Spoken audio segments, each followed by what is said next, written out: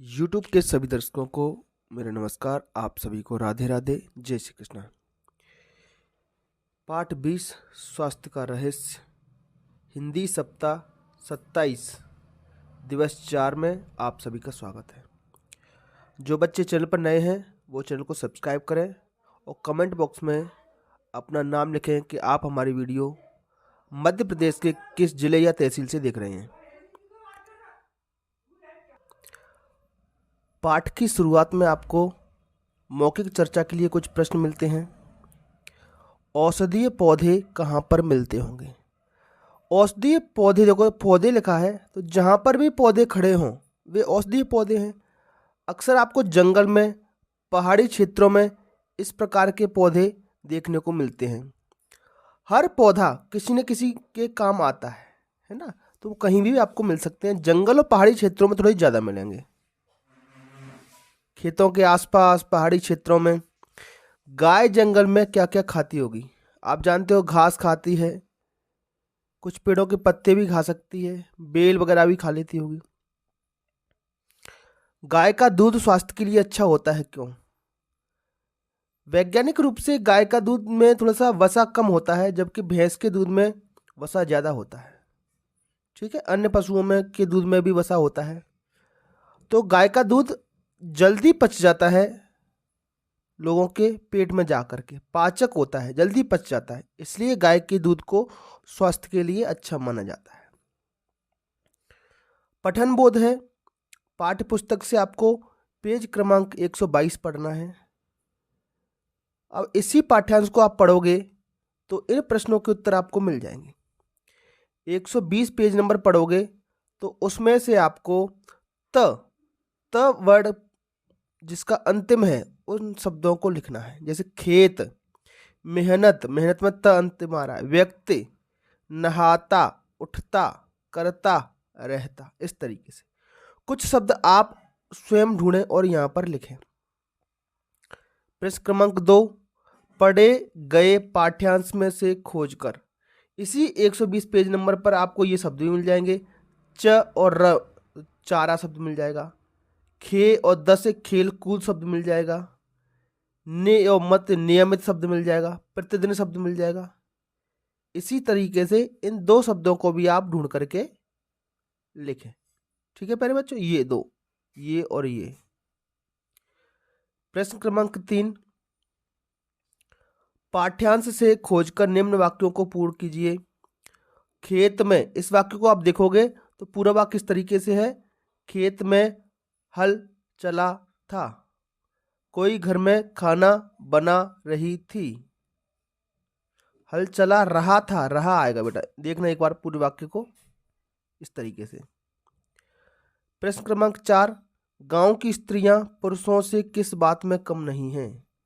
तो इसी पाठ्यांश में लिखा हुआ है कि गांव की स्त्रियां भी पुरुषों से परिश्रम, परिश्रम मतलब मेहनत में कम नहीं थीं।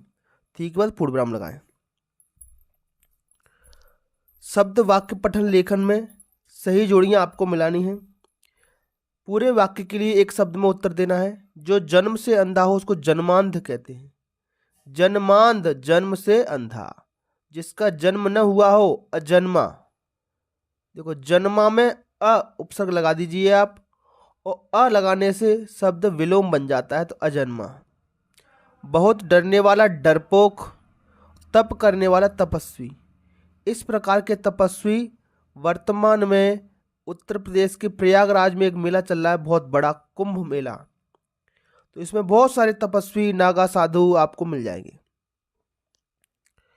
प्रश्न क्रमांक 2, अच्छा मुझे बताएं कि आपके घर में से जो भी लोग वीडियो देख रहे हैं उनके घर में से कौन कौन इस बार कुंभ मेले में जा रहा है। निश्चित ही भारत से लाखों लोग, हर घर से, हर दूसरे चौथे घर से, हर गांव गांव से लोग जाते हैं कुंभ मेले में स्नान करने। ये कुंभ मेला 12 साल में लगता है प्रयागराज में। निम्नलिखित वाक्यों में सही शब्द लिखिए। क्रिया, हरिओम फुटबॉल खेलता है, तो खेलना क्रिया हो गया। दौड़ना क्रिया बनाइएगा। सोहन तेज दौड़ता है। गिरना क्रिया पे वाक्य बनाइए। पेड़ से पत्ते गिरते हैं। तैरना जो क्रिया है उस पर वाक्य बनाइए। पानी में मगर तैरता है, ये सब क्रियाएं हैं, ये सब क्रियाएं। बंदर पेड़ से लटकता है। इसके बाद आप धारा प्रवाह पठन पढ़ेंगे। चंचल कक्षा 2 की बहुत ही अच्छी लड़की है। वह जब शाला में आई थी तब वह कम बातें करती थी और पूरे दिन उदास बैठी रहती थी। पूरे दिन उदास बैठी रहती थी। आगे पढ़िए। एक दिन मैंने उससे उदासी का कारण पूछा तो उसने बताया कि मुझे शाला में अच्छा नहीं लगता और मुझे मम्मी की याद आती है। ठीक है। तब मैंने उसे समझाया कि आप अपनी कक्षा के साथियों से बात किया करो और उनके साथ खेला करो, जिससे तुम्हें अच्छा लगेगा और मम्मी की भी याद नहीं आएगी। अगले दिन से चंचल ने कक्षा में कुछ दोस्त बना लिए। वह उनसे बातें करने लगी। धीरे धीरे चंचल के व्यवहार में परिवर्तन आने लगा। कक्षा में वह पढ़ाई में ध्यान देने लगी, अपने साथियों के साथ खेलने लगी। फिर मैंने कभी भी चंचल को उदास नहीं देखा। मौखिक प्रश्न, चंचल की उदासी का क्या कारण था? तो आप जानते हो उसे मम्मी की याद आ रही थी। ठीक है। चंचल ने क्या किया जिससे उसकी उदासी दूर हो गई?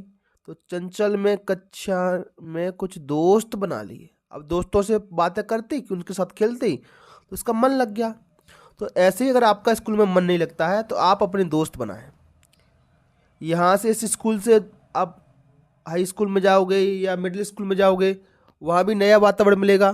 तो जैसे ही आप वहाँ पर दोस्त बना लोगे तो वहाँ भी आपका मन लगने लगेगा। स्वतंत्र पठन है। यदि आप अपने शरीर का आकार छोटा या बड़ा कर पाते तो आप क्या क्या करते? तो अपने मन से अपनी कल्पना के अनुसार इसका जवाब आपको लिखना है।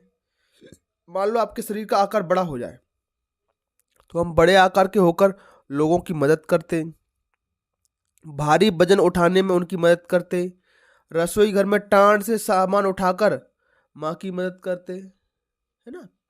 चलिए, इसके बाद स्वतंत्र पठन है। इसमें आपको अपनी शाला के पुस्तकालय से कोई पुस्तक को लेकर के पढ़ना है, उस कहानी का नाम बताना है। तो मान लो आपने नर्मदा की आत्मकथा कहानी पढ़ी। कहानी में नदी का नाम क्या था? नदी की कहानी पढ़नी है। तो कहानी में नदी का नाम नर्मदा या रेवा था। कहानी में कौन कौन से पात्र आए थे वो पूरा पाठ पढ़ना, जिस जिसके नाम उसमें आए उनको लिख देना। कपिल मुनि, बच्चे, शिक्षक, भागीरथ का भी जिक्र आया था, भगवान शिव का भी जिक्र आया था उसमें। ये सब कहानी के क्या होते हैं? पात्र होते हैं। आपके घर, गांव, शहर के आसपास कौन सी नदी बहती है? अगर आप महू या धार के आसपास रहते हो तो चंबल नदी बहती है। उज्जैन के आसपास रहते हैं तो आप क्षिप्रा नदी मिलेगी आपको। विदिशा के आसपास आपको बेतवा नदी मिलेगी। ओंकारेश्वर खरगोन की तरफ रहते हैं तो नर्मदा जी नदी मिलेंगी। होशंगाबाद में भी आपको नर्मदा जी नदी मिलेंगी, है ना। तो आप अपने शहर के आसपास की नदी का नाम लिखें। तो प्यारे बच्चों, ये था हमारा दिवस 4। आपको हमारा वीडियो कैसा लगा कमेंट बॉक्स में ज़रूर बताएं। चलिए फिर मिलेंगे अगली क्लास में। तब तक के लिए आपका दिन शुभ हो। Have a nice day. Thank you. Take care.